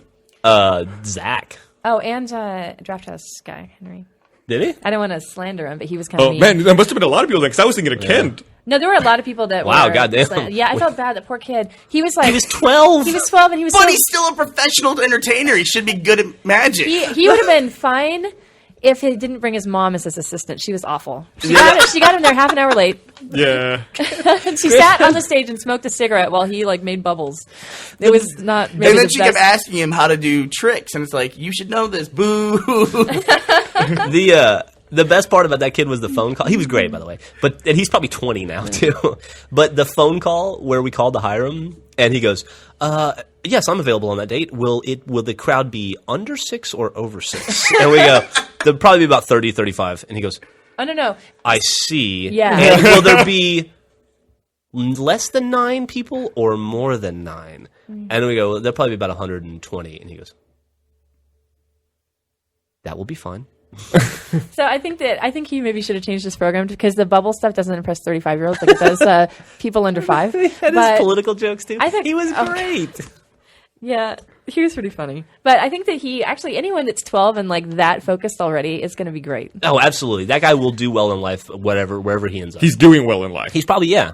Wherever he honestly, ended up. The Amazing Ray. I'm looking at the Amazing Ray right now. Yeah. And it looks like he's still operating as the Amazing Ray. That's great. He So he's might be- committed to the name. He might be in Orlando, Florida. Which, Wow. It's him. Wow. Look at him all grown up. Oh, cool. Good for him. Well, if you're going to go anywhere, the best place to go if you're the Amazing Ray is Orlando. Yeah. What a great place. I wish couldn't I would have agree known more. when we were in Orlando. could've gone He'll and muscle seen out that hack Harry Potter. Yeah, I mean, do you think magicians are upset about the whole sorcery thing getting big? And Harry Potter, like, fuck. It's like, do I put the lightning bolt on my forehead to go to the show? Can I just, Do I go? Am I going to be that guy? Am I going to be the one? Do I just pander to the crowd? Do I get the fake glasses, the fake circle glasses? But if you're in magic, you got to be in Orlando. You got to be in Las Vegas, right? That's Yeah. where you have to be. Yeah, it's cool Or- that he's so focused. That's awesome. I'm glad he's stuck with it. Yeah. Congratulations, Ray. I'm sure somebody from New York City listening to this podcast going, we have great magic in New York. Broadway is the magic capital of the world. There's probably some magician in Reno right now going, oh. Reno. What is the deal with Reno? It's the biggest little city in America, right? Is that what they call themselves? Yeah. Is it northern Nevada? Yeah, I think so. Yeah. How? It's like 2 hours away from Vegas. Do you know what the population is? No. You don't. You don't? What's wrong with you? I'm sorry. 68,000. Oh, that's a Capricorn. So what if you're going to go to a gambling experience in the U.S., which is worse? Is it worse going to Atlantic City or is it worse going to Reno? I think it's worse to go to Reno. I think it's worse to go to Reno. Because at least when in Atlantic City, they can make the claim that, hey, we're the East Coast version of Vegas. If you can't travel all the way across to Vegas. Plus, also, they're a lot closer to New York. And they're a lot closer to New York, which by proxy makes them great. Yeah, and makes them way and better. Jersey Shore, right? Yeah. As opposed to Reno, it's like, I couldn't make the extra 2-hour drive to Vegas. In Reno, though, I think they have legalized prostitution, right? Don't they in all of Nevada? Yes, but not in Vegas. What? you seem upset? No, that doesn't make any sense to me. Yeah, I'm pretty sure Why would you that's how exclude it works. Vegas if the entire state allows prostitution? Because they're trying to get people who visit Vegas to go to the rest of the state. Because they make more money when it's illegal. There you go. Probably. Yeah, and they're still going to get business there, right? All right. Also, you never know. Like, let's say Las Vegas did have legalized prostitution. Let's see that actually happened. I think a big part of Las Vegas is that people go on fun trips with their friends there. And a lot of times, like a lot of guys I know, we go on guy trips to Las Vegas. That would be a lot harder sell to my wife if it was known as like the prostitution capital of the U.S. That's an That's a excellent really good point. point. Yeah. Yeah. I mean, it kind of has this... That's smart of them then. Yeah, it is. I mean... Wow. But how far out of city limits? I never thought about that. Does the prostitution start? I think it might be the county. Also, let's be honest. It's illegal, but it's not illegal. It's not illegal. Air quotes illegal. Yeah. I'm pretty sure you could very easily find a prostitute at any bar in any Look, hotel. you just Well, they have those talked guys. me out of letting you go to Oh, Vegas. you've never been to Vegas, have you? I don't wanna go to They Vegas. have guys on the street who like flick little cards and give them to you, and they're basically like pictures of escorts with phone numbers. Oh, nice. Jeff, you would like Vegas. I knew Gus would I like would Vegas. now. No one did. I didn't know about the free cards. They're everywhere, though. They'll hand them to, like, kids, unfortunately. They're idiots. Yes, and they Wow. and they'll wear shirts with like girls' names and phone numbers as they're giving you the cards. Yeah, it seems like a big business in Las Vegas now is to drive a truck that is a billboard. Yeah, The yeah. truck itself is just a billboard. They drive up and down the strip. All right, well, let's wrap this shit up before we go too long. Hey, can we figure out what the population of Reno? I will look up Yeah, the now- population of Reno, now we're Nevada. hanging, right? is now. it like burning? It's one of those driving burning driving me crazy. Where would you over under, find what do you think? I said 68,000, and I'm going to I stick think it'd with be that. more than that. I think I'm going to say 250,000. I don't know. And what was your I said 68,000. I recognize that's going to be way too low. 68,000? I said 250. Okay, for 250. Now, are we doing that stupid rule where if you go over, No, you're wrong? no, that's- whoever's closer. that's Why do they do that? That's stupid. That's like game show mentality. It's game show like rules. The Price is Right. But what Yeah. is the mentality really behind that? I have no idea. Is that just like to break ties if someone's above or below? So they don't have to quickly guess. figure out who's closer. To make it that much harder for a person to try to figure it out, I don't know. Somebody came up with that rule. Yeah, that and if it you made go- sense to them at the If you time. go over, you're disqualified. The rule is probably in response to something, too. The rule is probably put in place to fix some sort of an issue. What's the population? It's horseshit. The population is 220,000. Well, Yeah. congratulations. So Gus I'm a wins. fucking Oh. Reno expert. Since we're clarifying things, you're also Capricorn, just so everyone knows. Capricorn? Yeah, it's a term. I just heard that. What? But Capricorn? You're a cusp, right? A what? Capricorn, Aquarius, cusp. Yeah, I don't know. Yes, I think so. My birthday's January 18th, so I'm like 2 days away from being. What is You the other know, one? What'd you for the say? record, Aquarius, yeah. Aquarius. Thursday nights Capricornians drink for free at the Butterfly Bar. Wait a second. It's bring your own fireball night. I bet they have something like that. I should find out. They should. If they Wait, don't, they I think should. we might all be cusp people. You're on the I'm a cusp, 22nd. yeah. And Jeff, you're cusp. I'm cusp. We're all fucking cusp people. That's why we get Alright. along. Cusp Club. Cusp Day. What the fuck any of this means? Yeah. You know what I do find it? One thing I have noticed, though, a trend I have noticed, unlike my last week when I had my stupid celebrity women don't get married trend, which was completely wrong. But I have noticed a trend, and I want to see if it's relevant in your lives as well, where if you're in a family, like I'm the youngest kid in my family, my wife is the youngest kid in her family. Her sister, the oldest kid in her family, married my brother-in-law Mark, who plays Delta on Red vs. Blue. He's the oldest kid in their family. That younger kids in families tend to go with younger kids in families. Well, I think that they say You that mean- there's a whole psychology behind each what order the kids were born in, and I can see that. Like you can tell, like somebody who's the oldest, or you're an only child, but they say that they're very similar to oldest children. Well, I am the Freaks. oldest child. And I'm the oldest in my family. yeah. Yeah, my wife and I are the oldest children in our families. Yeah, but I think that it's a mental difference. Of course, I don't think It's like one of the things that really affects you, I think, is where you fall relatively in your family. Whether when you're the born. one doing the bullying or you're the one receiving the bullying at a young age. God, I got the shit bullied out of me when I was a kid by my older brother. Terrible. Hey, before we wrap up, did you want to mention something about the Rebecca Black video?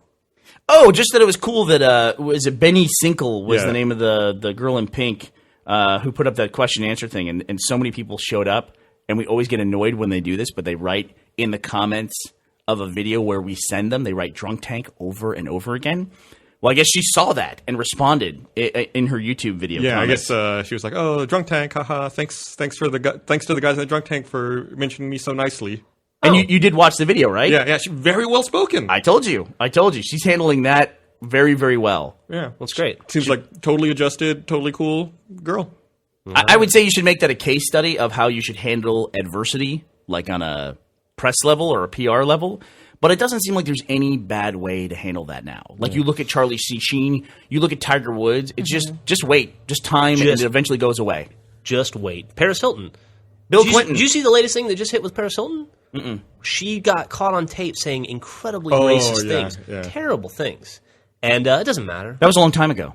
It was a long time ago in the club. Yeah, the club, but it just hit. Like the video just came out like video a couple just months came ago. out like 2 weeks ago. Oh, was it 2 weeks ago? Yeah, Oh. and it doesn't matter. No, It's I don't totally think fine. so. I think that video had been around, but it doesn't matter. She still said those things whenever she said them. Yeah, I just saw it getting reported like all over the place all at once. I can't remember the last time a PR nightmare derailed somebody. I mean, straight up, that's it. They went away because of that. Well, I- some people go away for a while. You know, like Mel Gibson. Pat O'Brien went away for a while. Mel Gibson was the lead in a movie at South by Southwest that got really? rave reviews. The Beaver. Yeah. Clayton Williams, he was a guy running for governor of Texas against Ann Richards.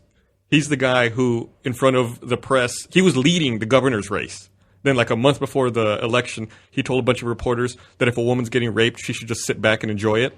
My God. Their event got rained out. He was having a press event, and there was inclement weather. And he said, in his good old boy way, he said, "Fellas," he goes, "weather's a lot like rape. If it's inevitable, just lay back and enjoy it." Oh, okay. That's a little bit different. That's essentially but the same thing. Also, Yeah. you shouldn't be making light of rape if you're a politician. In an election. Yeah. It was during an election. Or probably it's a good rule never to make fun of rape or take it lightly. Yeah. But for anybody. Yeah, he lost the election, and you never heard another thing about him again after that. He'd raised a lot of money in telecom, too, Clayton Williams. I can't think of anyone else. Yeah.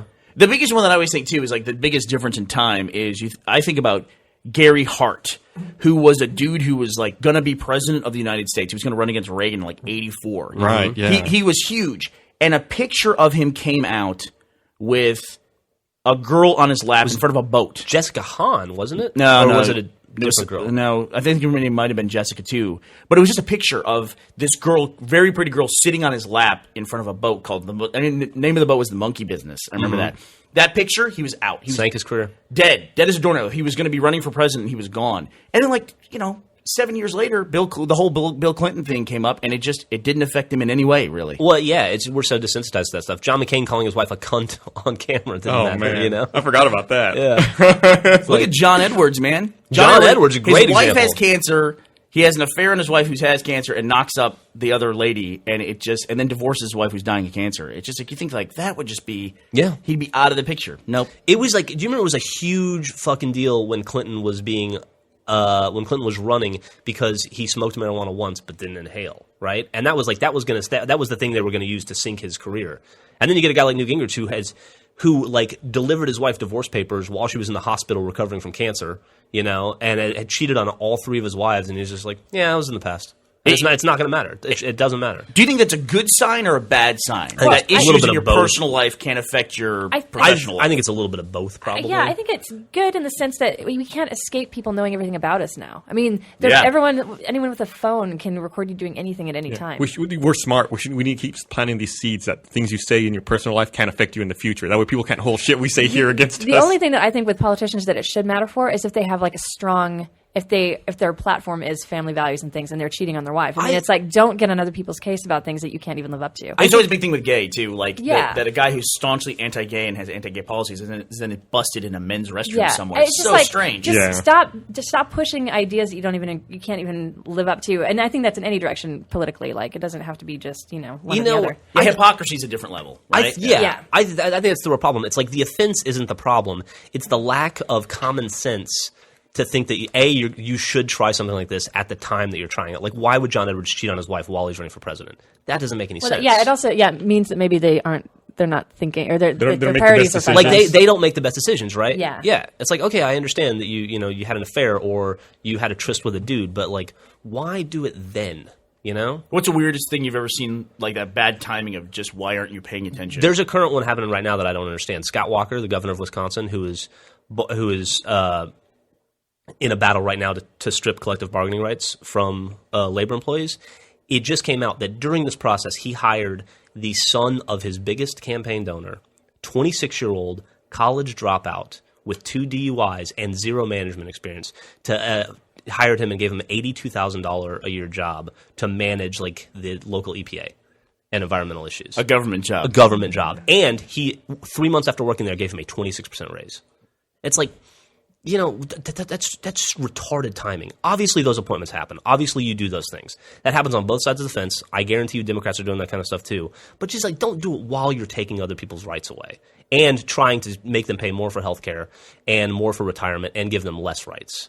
Mm-hmm. I was always amazed by when the economic meltdown happened a few years ago, and we were bailing out, and one of the big people being bailed out was AIG. Mm-hmm. And then while that big bailout was going, and they were having this issue where they were going to go to business, and they were too big to fail, and the government was going to spend billions to bail them out, they had that event in Northern California where it was a big 5-star resort, and they invited everyone. Flew them all out on private jets. Yeah, they were all. It was just this ridiculously decadent thing, and it was like, how can you possibly do this now?